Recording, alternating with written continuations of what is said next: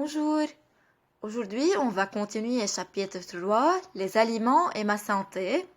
Activité 2, la vie des spécialistes dans votre livre de sciences, page 40.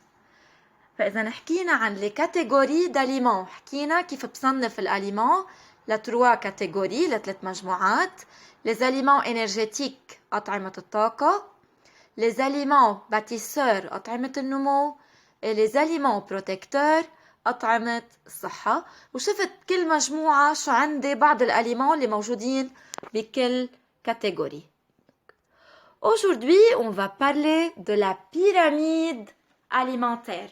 La pyramide alimentaire. من شكله مبين pyramide يعني الهرم الغذائي. بسميه la pyramide alimentaire. Le pyramide شكله il montre un sommet, عنده sommet, عنده قمة اسمها sommet وعنده باز قاعدة لا باز. فإذا أول شيء بنعرف إنه لا بيراميد مبين عندي إنه لا بيراميد une base أو montre une base قاعدة ومبين من فوق القمة اللي من فوق بسميها sommet. Observez dans votre livre la figure 4, la pyramide alimentaire. Dans votre livre page 40, figure 4. فإذا مثل ما حكينا la pyramide alimentaire présente une base القاعدة اللي من تحت et un sommet والقمة.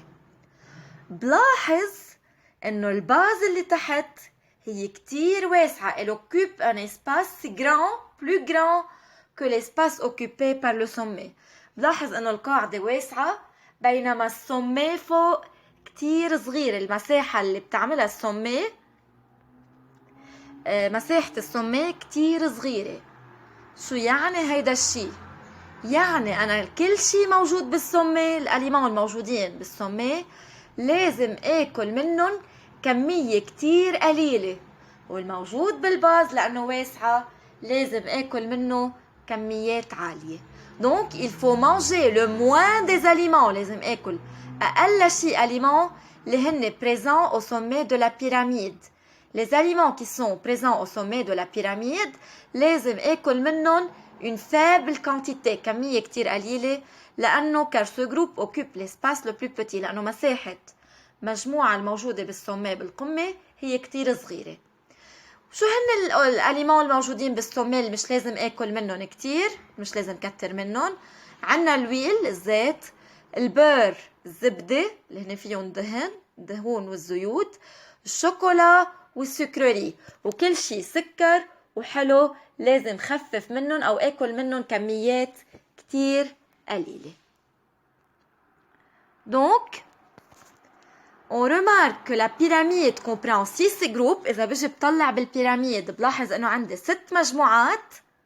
عنا الباز اللي فيها البان والري والمايس. البان الخبز، الري الرز، المايس الذرة، المكرونة، البوم دو تير البطاطا الموجودين بالباز هن des aliments énergétiques. تذكروا انه هودي وقتا كتبتن مع الاليمون énergétique أطعمة طاقة.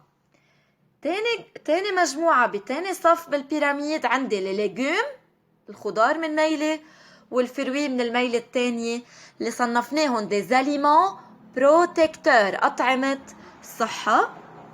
نطلع على الطابق الثالث بالبيراميد. عندي من الميلة le lait et ses dérivés الحليب ومشتقاته يعني اللبن، اللبنة، الفروماج، الجبنة هن من الأليمون باتيسور أطعمة النمو بيساعدوا جسمي على النمو. من الميلة الثانية حدهم عندي البواسون السمك، الفياند اللحمة، الأف البيض، البولي الدجاج كمان هن من الأليمون باتيسور. وآخر مجموعة الموجودين بالسومي بالقمة بقمة البيراميد عنا الويل الزيت، البير الزبدة والشوكولا وكل شي سكرري وحلويات هن des aliments énergétiques. هن بالأليمون énergétiques.